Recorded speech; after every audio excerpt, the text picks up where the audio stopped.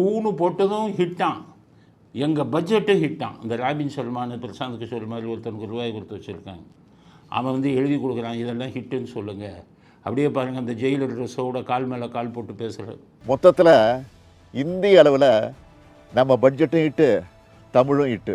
இது சொன்னது பூரா அந்த ராபின் சர்மா, பிரசாந்த் கிஷோர் மாதிரி ஒரு ஆள் இப்படி பேசுன்னு எழுதி கொடுக்குறான். வச்சுக்கிட்டு ரூபாய் என்ற எழுத்துக்கு ரூ போட்டதும் ஹிட்டு, பட்ஜெட் போட்டதும் ஹிட்டு. பட்ஜெட்டில் என்ன ஹிட்டு? காரி துப்புறான்.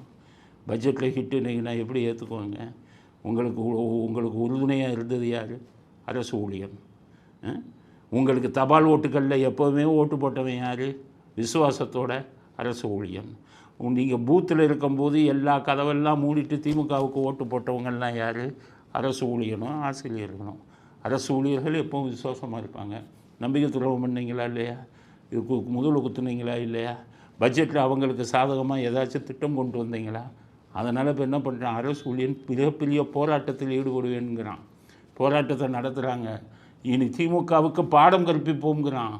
அவனுக்கு இந்த மாதிரி அவ்வளோ பேரும் போராட்டம் பண்ணிக்கிட்டு இருக்காங்க. பட்ஜெட்டில் அவர்களுக்கான எந்த சலுகையும் கொடுக்கவில்லை. பட்ஜெட்டில் திரும்பி எதை சொல்கிறீங்க? மெட்ரோ. இந்த மெட்ரோ நீங்கள் கொண்டு வந்ததா? அதிமுக ஆட்சியிலேயே கோயம்புத்தூரில் மெட்ரோ, திருநெல்வேலியில் மெட்ரோ, சென்னையில் பல இடங்களில் மெட்ரோ விரிவாக்கம் வந்துக்கிட்டே இருக்குது. அப்போ இருந்தது அது மத்திய அரசாங்கமும் நீங்களும் சேர்ந்து செய்கிறது. அது ஒரு சாதனையா? மத்திய அரசாங்கம் வந்து அதை தான் கொண்டு வராங்க.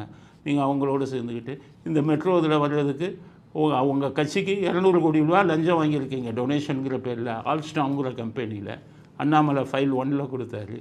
ஆக இப்போ அதுலேயும் ஊழல். என்னமோ பெரிய சாதனை வந்த மாதிரி, பட்ஜெட்டில் என்னமோ அள்ளி கொடுத்த மாதிரி பட்ஜெட்டும் ஹிட்டான், ரூவனாவும் ஹிட்டான். நீ ரூவனா போட்டதை எவன் பார்த்தான்?